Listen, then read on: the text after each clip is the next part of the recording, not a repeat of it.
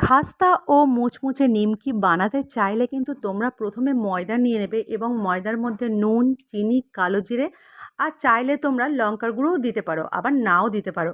তারপর তেল দিয়ে খুব ভালোভাবে ময়াম করে নেবে এবং অল্প অল্প করে জল ঢেলে একটা শক্ত মণ্ড প্রস্তুত করে নেবে।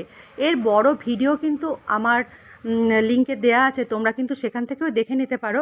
তারপর আধ ঘন্টা ঢাকা দিয়ে রেখে ঢাকনাটা খুলে খুব ভালোভাবে হাত দিয়ে ঠেসে এইভাবে লেচি কেটে নেবে। তারপর লেচিটাকে একটু পাতলা করে বেলবে, এতটা পাতলা করে বেলবে যেন লেচির নিচে হাত দিলে, রুটির নিচে হাত দিলে তোমরা আঙুলগুলোকে দেখতে পাও। তারপরে এইভাবে ছুরির সাহায্যে নিমকিগুলোকে তোমরা কেটে প্রস্তুত করে নেবে। তারপর কড়াইতে তেল চাপিয়ে হাই ফ্লেমে তেলটাকে গরম করে নেবে। তারপরে একটা নিমকি দিয়ে চেক করে নেবে তেলটা হয়েছে কিনা। হয়ে গেলে তারপর নিমকিগুলোকে এইভাবে গোল্ডেন ব্রাউন কালার করে ভাজা করে নিলেই কিন্তু এখানে খাস্তা মুচমুচে নিমকি প্রস্তুত হয়ে যাবে। তো বন্ধুরা, তোমাদের কেমন লাগলো?